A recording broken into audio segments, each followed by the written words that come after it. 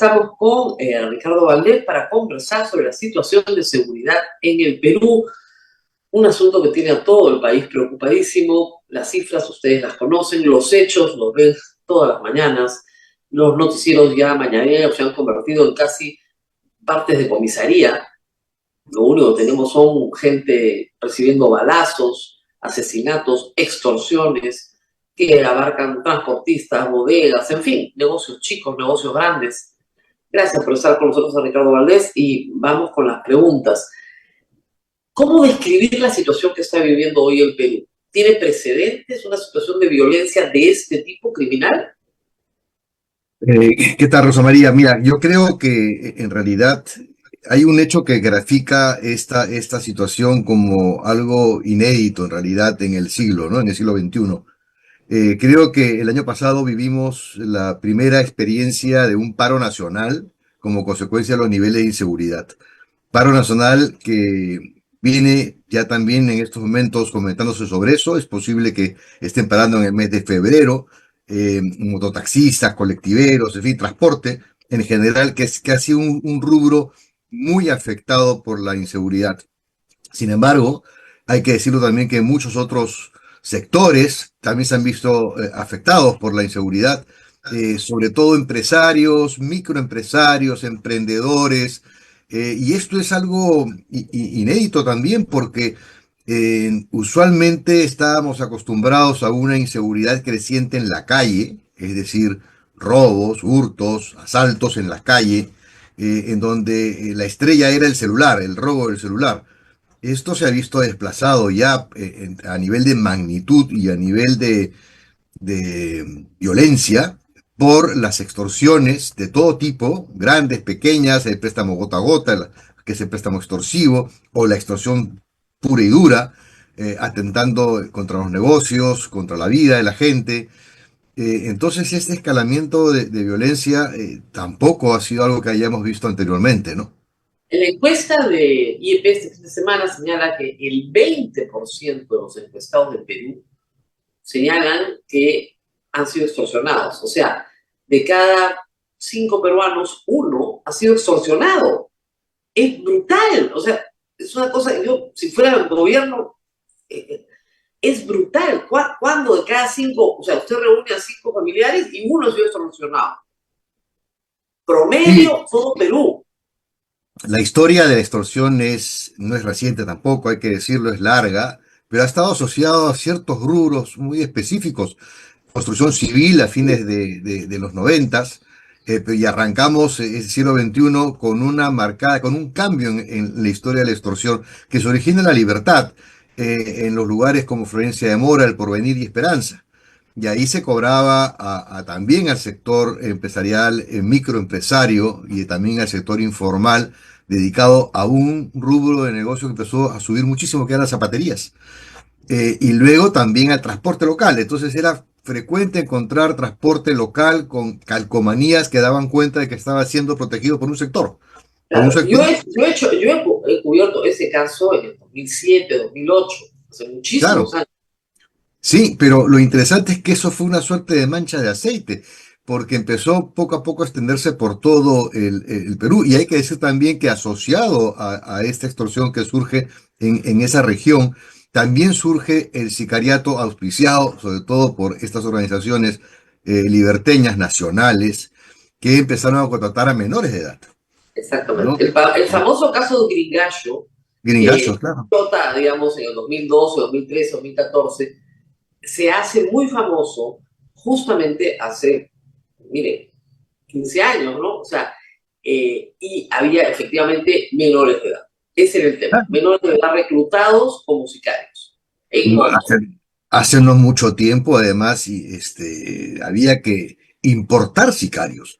Hay un sonadísimo caso de una señora que fue, digamos, asesinada en su residencia de San Isidro, y en donde el sicario fue contratado y traído de Colombia, digamos, o traído de otra región, no estaba en Colombia, pero fue contratado para que venga aquí a ejecutar este homicidio, este asesinato.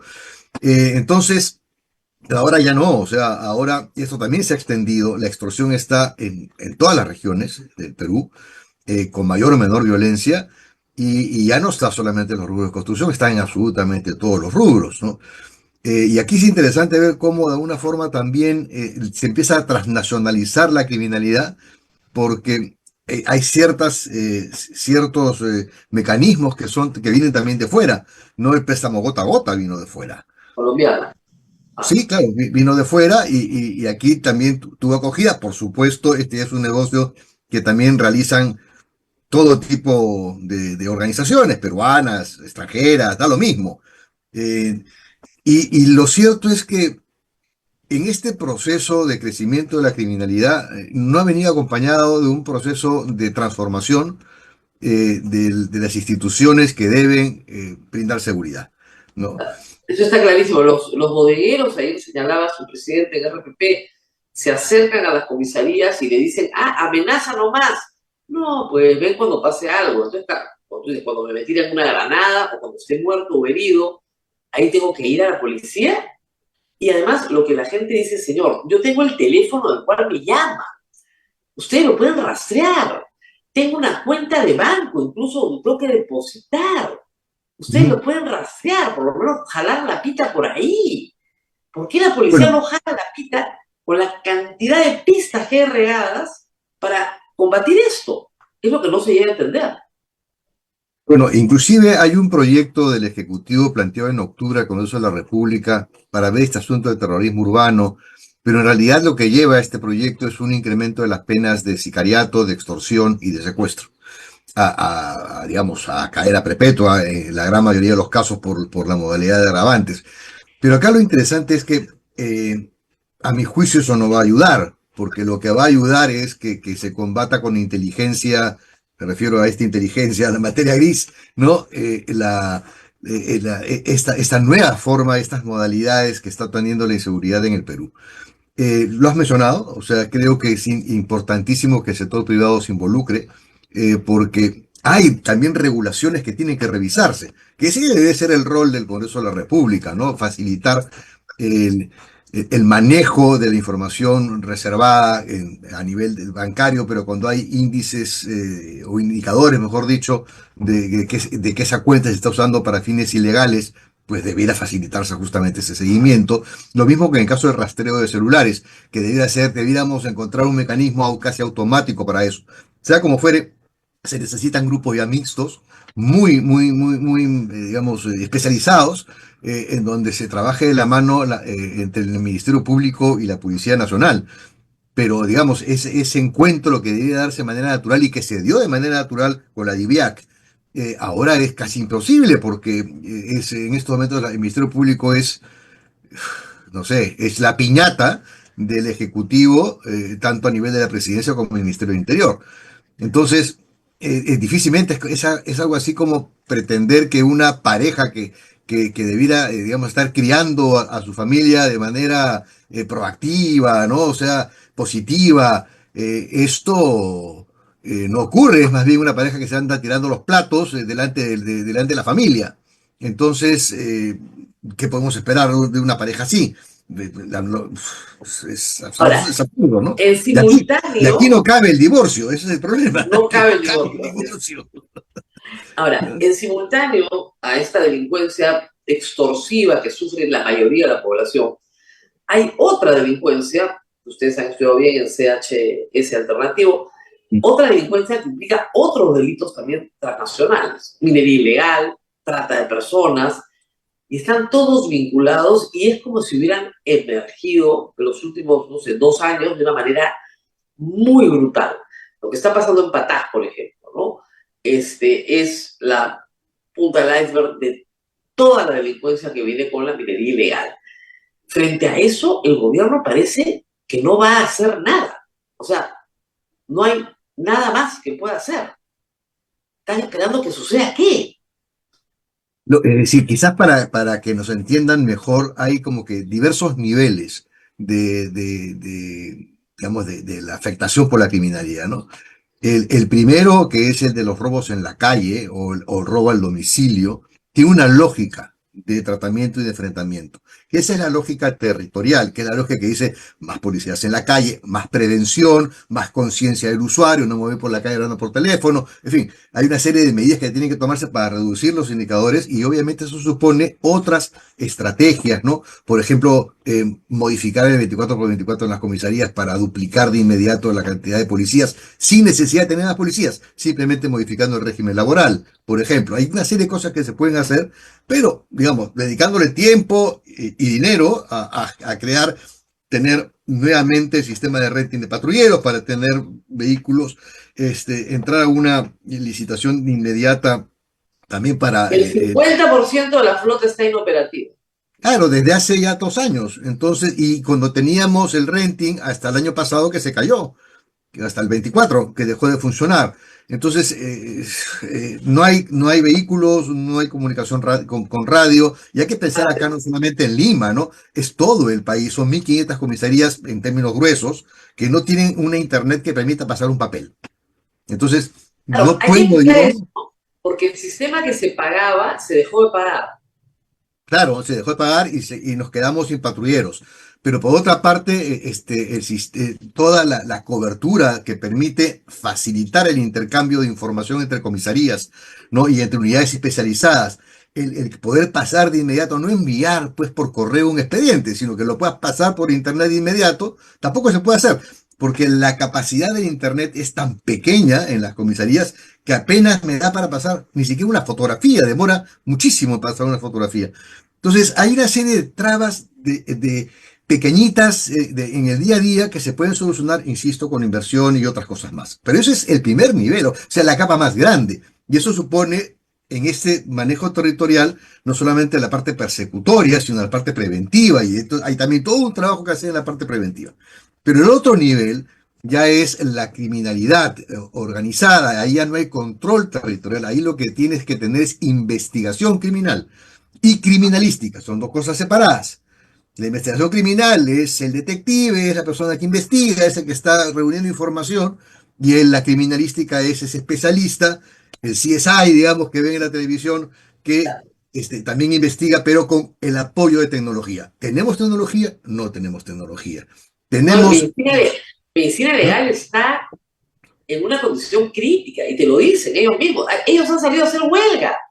Claro, pero lo que pasa es que, por ejemplo, medicina legal es Ministerio Público. Entonces, no tengo ni criminalística, no tengo medicina legal, que es Ministerio Público. Ministerio Público tiene, no llega ni al 30% de la autorización de su presupuesto. Creo que 25%, 28%, por ahí va.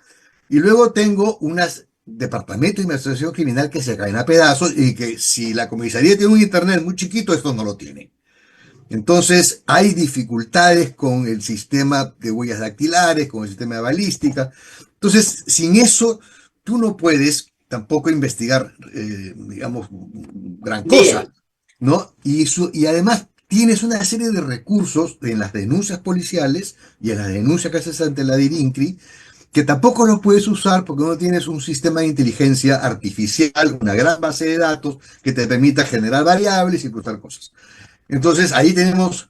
¿Por qué menciono todo esto? Porque acá, Teniendo el Perú la mejor base de datos del mundo en huellas digitales, que es la RENIEC, porque es uno de los pocos claro, países del pero mundo no, que no conversa pues con el AFIS, no ¿no? Porque, conversa con el... ¿no? ¿Para qué Porque el lo AFIS, tiene? bueno, en fin, ahí también tenemos un problema muy, muy complicado, pero que genera, que requiere otro tipo de estrategia y otro tipo de inversiones. Y esto obviamente ya supone un trabajo muy cercano, Ministerio Público, Policía Nacional, pero sobre todo empezar a entender el delito de una manera distinta y también la estrategia en la estructura policial. Es decir, la DIVIAC fue el primer esfuerzo para tener una policía transversal. Es decir, ahí estaba, en la DIVIAC había de todo, expertos en todo, ¿no? Porque no era el departamento de, o sea, DIRCOTE, terrorismo, antidrogas, lavado de activos, ¿no? Como si fueran compartimentos estancos. La criminalidad no funciona con compartimentos estancos, Claro. funciona sistémicamente. Por eso es, creo yo, absurdo tratar, pobre gente en el Congreso, la verdad, de dar un enfoque de lucha contra esta criminalidad como si fuera terrorismo. El Claro, terrorismo de Sendero Luminoso buscaba la toma del poder. Era un partido comunista que quería llegar al poder mediante las armas, a través de la lucha armada. Esto es otra cosa, y si es otra cosa, merece otro tratamiento que sea más eficaz. ¿Qué piensa de esta tontería de jueces sin rostro? Es absurdo. Además, ya se probó que tienes que volverlos a juzgar de nuevo. Sí. Eh, Yo escuché a a un mí no, congresista pidiendo control político-militar sí, de la libertad, ¿no? Bueno, ¿por, en fin. por qué no entienden que no es lo mismo? No es lo mismo perseguir a un comunista que quiere hacerse del poder a través de las armas, ¿no es cierto? Y ser presidente que un extorsionador, ¿no es cierto? Que tiene una lógica completamente distinta, ¿no es cierto? Y quiere dominar 4 calles, Sí, ¿no? claro, si quieres seguir haciendo la analogía, es una suerte de guerra de guerrillas en donde no tienes un liderazgo único, sino Así es. lo que tienes es un montón de caciques, ¿no? Que tienen su propio juego, que además tienen sus alianzas, que son muy Y a veces lo que movibles y vemos son rápidas, ¿no? también, parece que en Trujillo lo que estamos viendo es una guerra entre bandas, Sí, también. claro, también, porque es decir, es como en cualquier negocio, ¿no? Hay también competencia desleal entre ellos, ¿no? Entonces buscan de prender sus cosas. Y luego está el tercer nivel, ya vimos el de la inseguridad, vimos el de la cosa criminal, que es el de las economías que tú estabas mencionando. Entonces ahí ya entramos en otro tipo, porque ahí hay una forma de entenderlo desde la oferta y la demanda. Tú tienes, por ejemplo, la cocaína se consume fuera, el oro se compra es para afuera. Tenemos cada vez mayor tráfico de personas, de peruanos que son explotados afuera, extranjeros que son explotados en el país. La tala de madera, por supuesto, también es la venta de madera afuera. Entonces ya también es otra lógica, ¿no? Y ahí hay muchísimo movimiento económico, mucho dinero, donde tú tienes el dinero de la extorsión, que es liquidez rápido, o sea, un dinero que no tiene la policía no tiene ese acceso a esa caja chica, ¿no? Sí la tiene la criminalidad, y ellos son los que financian. Por ejemplo, en la minería, la gran pregunta que todo el mundo se hace es, ok, todo el mundo lo que ve es el socavón en Patás, ¿no? Que ha sido invadido a una empresa privada y que además genera crímenes, matan a la gente, y eso es lo que usualmente el ciudadano ve, pero no ve el resto del negocio, que significa que para poder yo poner gente en ese socavón de manera ilegal, alguien está financiando esa actividad, Puede que ser el todo, narcotráfico. hay todo, también los secuestradores, también están ahí, Claro, o sea, están, como son negocios líquidos y hay que lavar el dinero, la sí, minería ideal te permite lavar muy rápido. sí, claro, permite dar un brazo. Entonces, la gran pregunta es, bueno, ¿dónde está el extremo de la pita en este lado? Es quién financia, quién está metiendo plata. Estamos hablando de 500.000 de personas en la minería, ojo, Patas es una cosita, o sea, está en todo el país. Y hay minería marcadamente ilegal, que es la que está haciendo, por ejemplo, en los ríos de Loreto, ¿no? Pero en fin, regresamos. Y el otro extremo es, ¿dónde se procesa? ¿Y cómo se traslada ese oro y quién lo compra? Eso, Entonces, mire, eso yo se lo he dicho al aire, se calcula 60 plantas de beneficio en todo el país. Eso es todo lo que hay. oficialmente, El ejército no puede rodear las 60 plantas de beneficio y decir a lo Trump, acá no se beneficia nada. Muy bien, hasta que no entre la SUNAT y revise de dónde procede este oro. ya. Esa operación militar no se puede hacer. Lamentablemente, estas 60 plantas de procesamiento de oro, creo que nos estamos quedando cortos. Cuando yo hice una pregunta al Ministerio de Economía, perdón, de Energía y Minas, en una reunión que se tuvo para discutir este tema, ya hace 4 años atrás, ellos me hablaron de 600 plantas de procesamiento. Yo casi me voy de espaldas, yo que no tenía idea de que había tanto. Entonces resulta que ahora La tienes, última vez que hablé eran 60. bueno, resulta que ahora tienes un montón de plantas de procesamiento ilegales distribuidas en todo el país, porque como la minería se ha extendido en todo el país, toda esta minería tiene que ser procesada. Entonces tú tienes que seguir también los insumos, tienes que seguir el mercurio, tienes que seguir los ácidos que se requieren para este procesamiento, etcétera, ¿no? Entonces, eso es un poco ya la película completa de lo que te estaba explicando. O sea, el primer nivel de inseguridad en la calle, la organización criminal en otro y economías criminales que todas tienen lógicas distintas y requieren estrategias diferenciadas. ¿por qué el Estado peruano no prioriza en su presupuesto esto? Es lo que todos nos estamos preocupando. O sea, para mí esto sería mucho más prioridad que defensa, por ejemplo, donde se va a gastar todo lo que se va a gastar este año. Y no hemos hablado tampoco de penales, que es el otro rubro que también toca analizar e Este es el investigar, otro ¿no? rubro que hay que trabajar. Entonces, pero tú tienes una estructura, una política nacional de seguridad del 2030 y tú tienes un Consejo Nacional de Seguridad Ciudadana donde estos temas debieran discutirse, pero no para tener reacciones, digamos, hepáticas y se voten a este oficial de la policía, eliminen esta unidad policial.